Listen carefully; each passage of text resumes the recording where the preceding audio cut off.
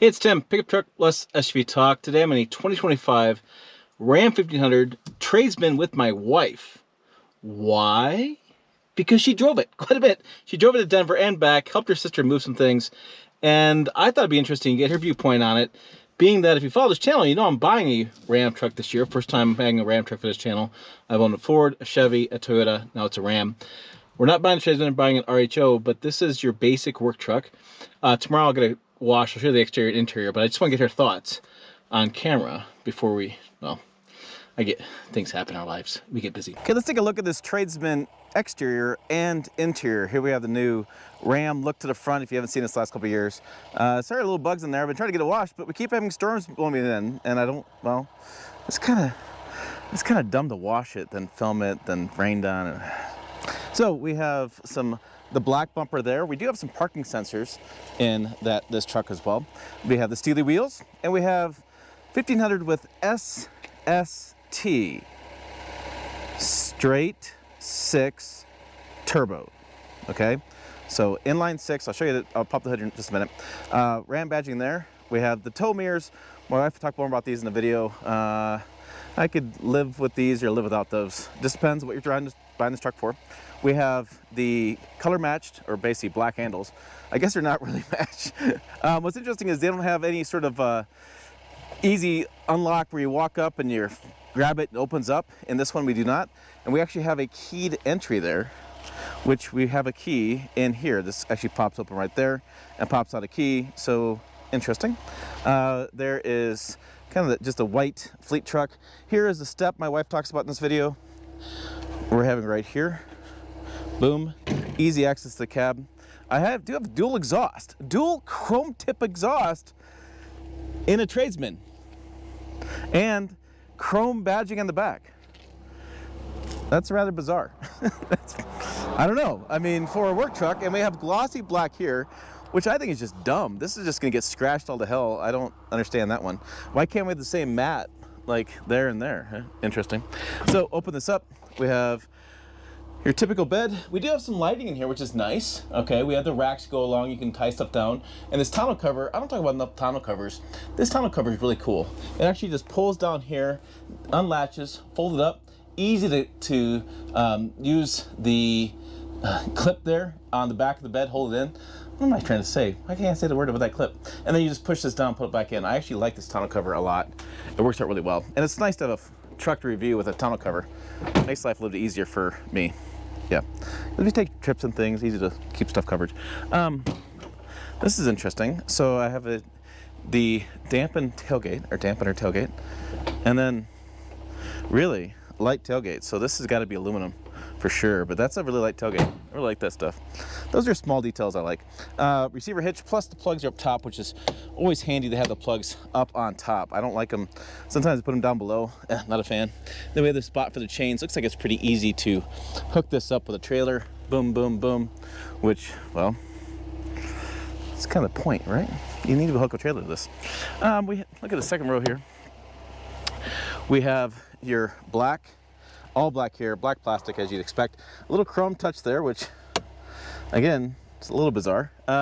Cloth seats here. I'm a big fan of cloth seats. These look pretty comfortable. My kids were riding through. You can see all this stuff T8 at the various gas stations I stopped at. Control, or some vents back there. I think my wife said there was no USBs back here.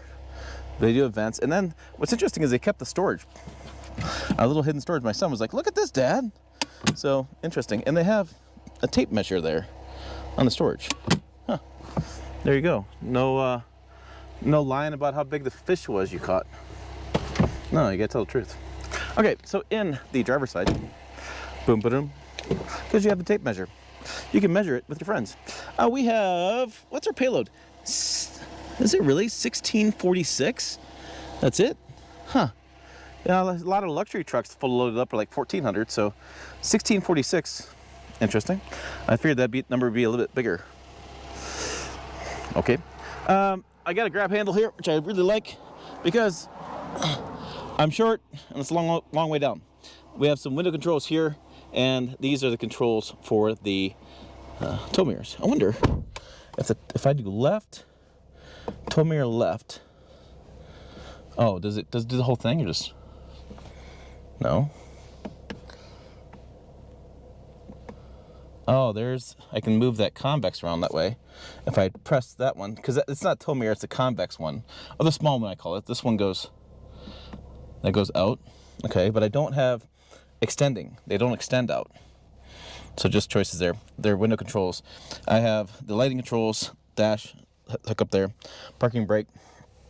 There is our controls for the wipers. There's a display. By the way, we're going to talk about fuel economy in this video somewhere. I'm piecing all this together, but 22 miles per gallon is what it shows on the screen for 587 miles. Quite a bit. I do have adaptive cruise control. I do have some gears, so you can shift the gears manually here when you're towing. So you're not there, you're there. And then we have controls here for the screen. I can flip through vehicle info, driver assist, speedometer, screen setup, messages, trailer tow. So I have the trailer tow. Oh, it's gonna be right here. And I have trailer steering on as well. I'm gonna put this bench seat up. Let me just move this out of the way. There's a little storage there too.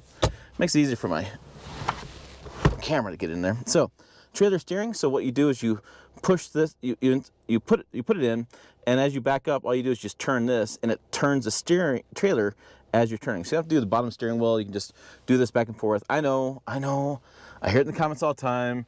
You shouldn't own a truck unless you know how to back up a trailer. Well, look, guys, it's a nice feature. If you don't want to use it, you don't have to. Nobody's twisting your arm. But I do like it. I've used it quite a bit in different vehicles. Trailer gains, parking sensors, turn them on and off. I like these buttons here. Really easy to get to those buttons. Just don't make it so complex. And this screen, that screen, I turn them off.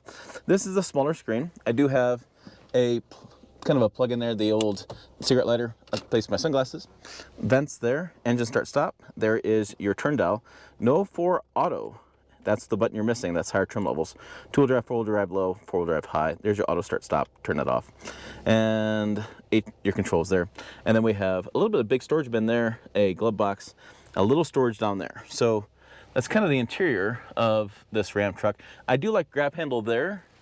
And then in the back, oh, look, I didn't even show it. Let me take my camera. Grab handle back there. So getting in and out, we'll come back with this, is pretty easy. So, and then just a basic mirror, no garage door openers, no nothing on that mirror, just basic. So what is this? Get my information out here. So I have a 2025 Ram 1500 Tradesman crew cab. Base price is $50,015. It's a bright white clear coat exterior paint, black interior color, the cloth bench seat, 6-seater. my 14-year-old was like, 6-seater? How's there a 6-seater in a pickup? I'm like, oh, buddy, take you back in time. Okay, I may just fold it up like this. So, pretty standard equipment, nothing crazy there. Let's look at options. So I have a 21A trailer package, $1,345. Bed utility group, where I get the lighting, the spray and bed liner, the outlet, $945. Tradesman level 1 equipment group, the 60/40 folding rear seats, the second row in-floor storage bins. The what do we got? Rear power sliding window, front rear floor mats, and Sirius XM, $16.95. I have a tri-fold tonneau cover. That tonneau cover is $550. I don't think that's that outrageous. $392 for rear axle ratio, $195. Anti-spin differential rear axle, $495. Destination charge of $2,000. That destination charge is getting ridiculous. $57,235, 5-year warranties. I get 17, 24, 19 in this truck. So, yeah, I don't know. I'm going to start ranting, I guess, about destination fees in other videos, but it used to be like $1,200, maybe $1,300. Now it's $2,000. I want to make sure I add a couple things to this video. So this is the controls here, and I'm changing vehicle information. I'll see if I can't get as close as I can. Vehicle info, there's transmission temperatures and oil pressure. And then we have coolant temperature, transmission temperature, oil pressure, oil life. This is how you know when to change your oil. That's brands are going this direction. Instead of miles driven, they're looking at how you're using your truck. And then we have oil level. This is how you check your oil. Yeah. That's how you check your oil. You're going, wait, what? Well, if you haven't seen my videos, I'll pop the hood here and we can talk about how to check your oil. But yeah, oil level there, and then battery voltage, tire pressure, and you're back to start-stop systems. So let's get out. We'll pop this hood, if I can, while I'm filming. Oh, and no powered seats. Everything's all manual in this truck. So we'll pop that here.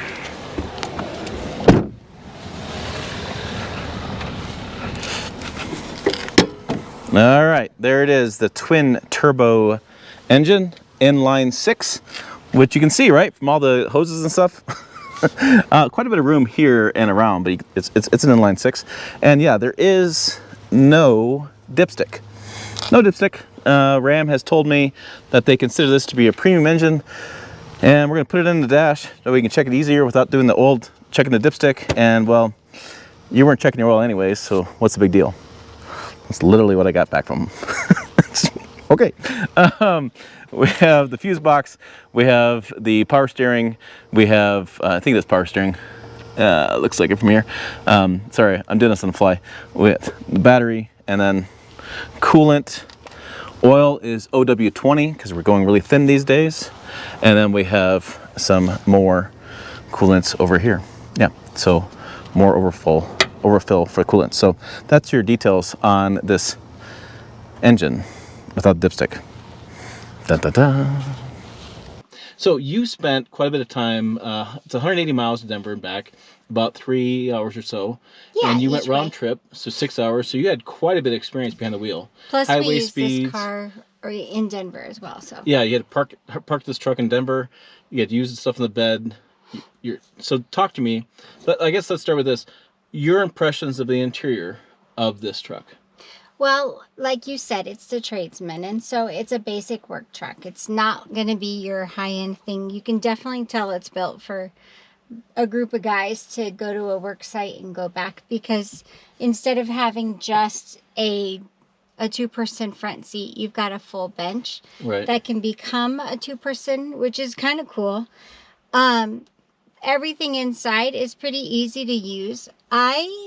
I guess it's because of my height. There were a couple of things that I wasn't really fond of. Interior wise, the infotainment system is a little too far away from my reach, and so it felt like I had to focus on the drive, but then I couldn't reach to change the Sirius XM channel. And part of that's because the seat you're in is not very adjustable. It's not. I could go forward and I could adjust the back. I couldn't adjust the height either. Okay. And because of that, it has the, there's nothing. Yeah, I was thinking if this is pump up or not, but it doesn't.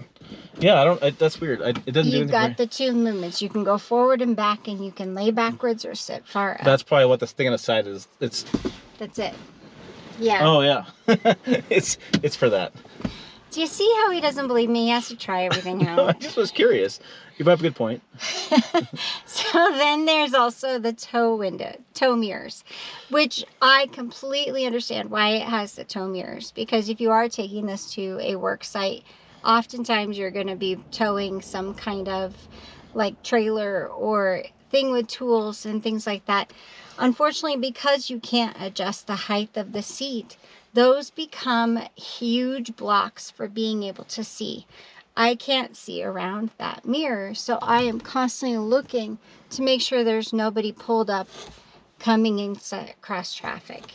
There were a couple of times when it was really frustrating. It just created too much of a blind spot, which is really sad because they're mirrors. They're supposed to take care of the blind spot. Right. I'm not a big fan of tow mirrors in a half-ton truck. They in this segment, whatever reason, everybody does them a little bit differently, but it just feels like the ones I've been in have been very blockish, and they block the view. And because you're not in a 3/4 ton or 1 ton sitting up higher and more adjustability in some of the seats and higher trims, I have trouble with tow mirrors. And so I would agree with you. And the mirrors of half-ton trucks these days, just a standard mirror is a pretty good sized mirror anyway, so you don't always need them when you're towing.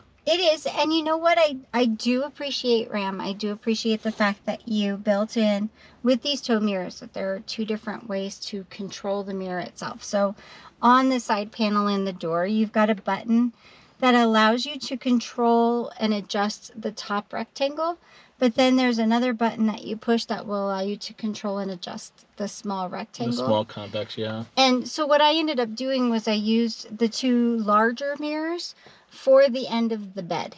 and that became my typical regular mirrors. And then I tweaked the bottom mirrors to become my parking lane assist. Right. So I pulled those in and downwards so I could see the parking lines, because Denver parking spots are super thin.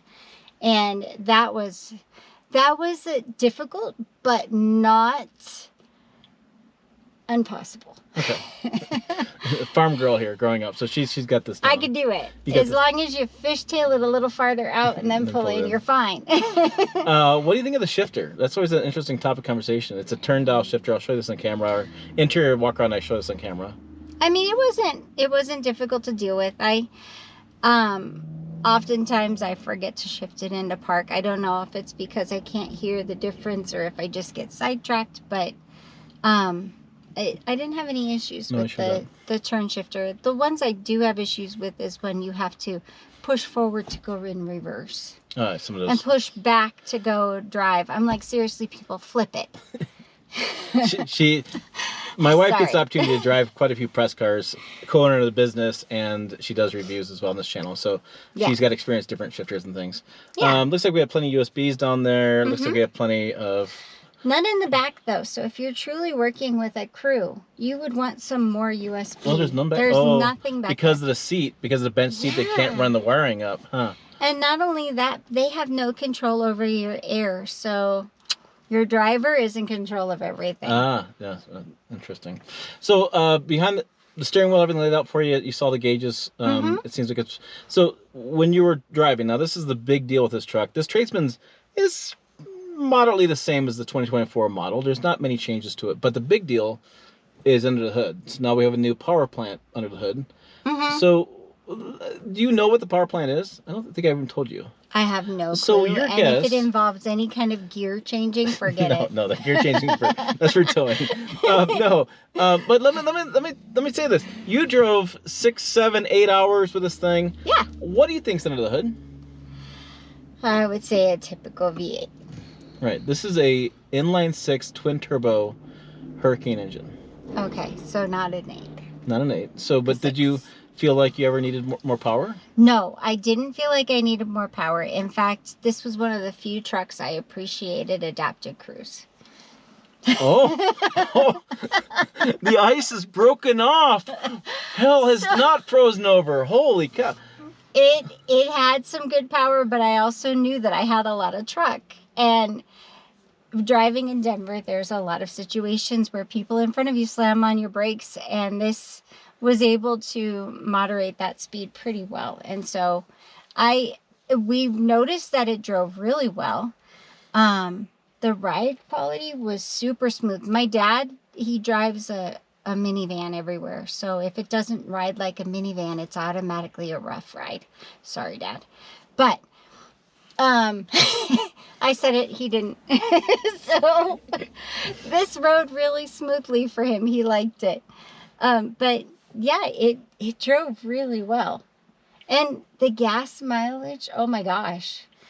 That was shocking to me. Yeah, did you have a number on your screen? No, I never truly checked it, but just... Yeah, so I'll figure this out later in the video. Something I'll show it on screen. But you came home and said, hey, it's still got a half tank. I hadn't filled it at all. So they dropped it off on Tuesday. I drove it to work on Wednesday. It parked in the parking lot that day. Dropped the kids off, stuff like that.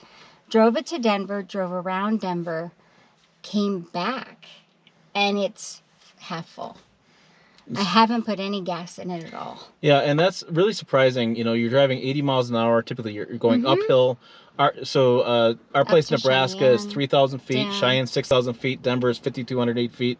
So you're going up and down highway speeds. And normally in this area, the wind blows in the west. So when you're driving uphill to Cheyenne, you're driving into the wind. It is what I call the trifecta of mile per gallon killer. Yeah. Uphill, high speed, into the wind, right?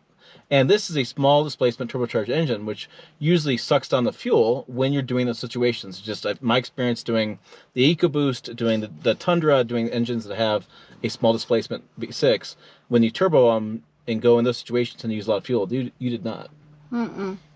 So it was amazing. I was shocked. Normally, I would have filled up in Cheyenne halfway on the way home, or we would have filled up before leaving Denver again. Yeah. And I mean, it was at half tank when we got home. Yeah. So that was shocking to me. What about how was your tuchus? How's the seat comfort? Oh, comfy. Comfy. So Yeah. no problem there. You got there and you didn't have any issues with that. Running boards. Yeah. So I so dear Ram PR, the Ram PR always sends out trucks without running boards. Please, people. Please start sending running boards. We're short and our kids are short and we Poor Cody. OMG. The kid needed like a step ladder. Come on. So we been an issue with that. So please put running boards in these Ram PR. I know you're watching this video. Talking to you. So please put those on there. But yeah, I drove it to the store real fast and back, and I'm gonna drive a little bit tomorrow before they pick it up. And I was really, I mean, it's incredible how smooth it drives. Yeah. And you got plenty of power under the pedal. Comfortable. It's comfortable. Yep. Once we hop in and out. Large crew cab. Yeah. Really large in the back. It was nice. Yeah. A lot of people have criticized Ram for not changing up the cab at all. And I don't know why they would. The cab space is fine in the back. You have plenty of leg room, comfortable seats. The dash is laid out. I mean, this is a smaller screen with a bigger screen. Mm-hmm. And I think, when we get our RHO, we'll have more features. So you'll probably get a better seating position, more power seats, stuff like that. So a little bit on the shorter side or a little bit different body style, you may have a little bit of issue with... Vertically challenged. Vertically challenged is the way to say it. You may have a little bit of issue driving this. But I think most guys, I mean... workmen, big guys are fine with that. Yeah. So, anything else?